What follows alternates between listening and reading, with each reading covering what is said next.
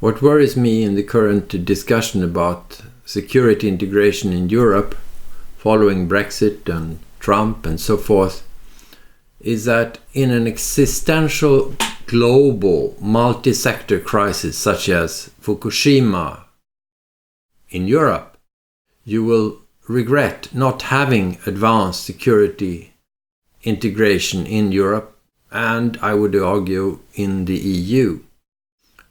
This certainly also goes for terrorism. And here are some perspectives on that in the debate and in the literature. So there is a major literature on security integration in Europe,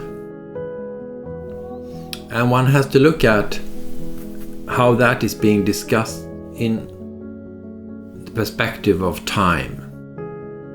So we see that from the mid-90s we have had a dramatic development in the black arrows in internal security, from symbolic to very important security integration.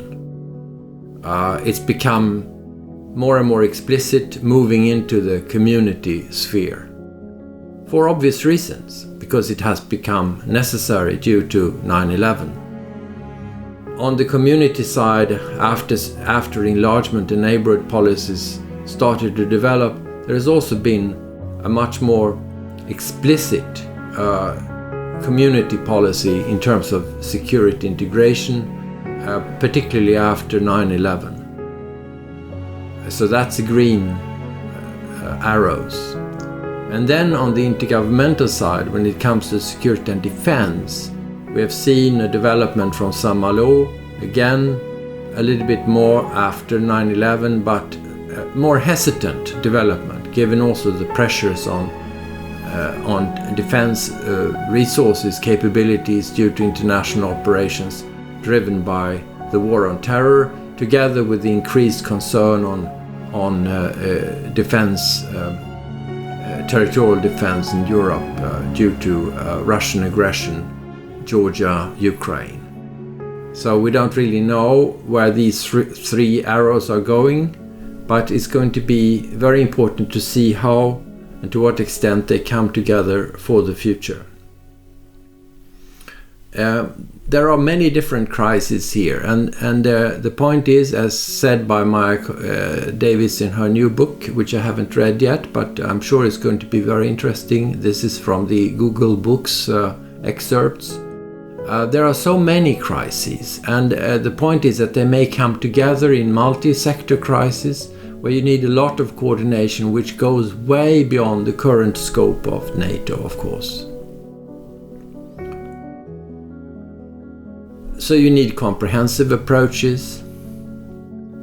You need to have a crisis management capability, as already has been developed, both in the external and in the internal context, but still relatively fragmented in the EU, but way beyond the integration in terms of crisis management capability existing in almost any other organization.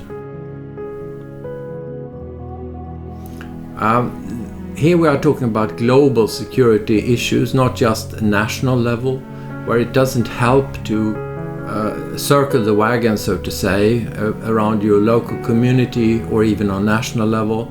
You simply can't control everything on the basis of the nation state. And the contributing factor to this is, of course, increasing interdependence of internal and external security. So, the question which is being put from the US now, how do we see in Europe the transatlantic link, whether this catalyzes further integration, the uncertainties that now have developed on the US side. And in Europe, European Council on Foreign Relations asking the question, are we ready now for flexible integration, different speeds? The White Book from the Commission, of course, indicates different possible futures for the EU. And it looks as if one could simply choose. Well, my argument is we can choose, but we may very much regret a more limited ambition. There's not only a question of terrorism and so forth, cybersecurity. It's also the enormous demographic changes in the world, including how we develop a positive relationship to Africa, which is not only a matter of regulating borders, but developing cooperation and develop societies. It's interesting to note that one of the more passionate arguments recently put forward in this direction is by the ECB head Mario Draghi, saying, so we need to come together as a union, shaping the best response to the common challenges ahead.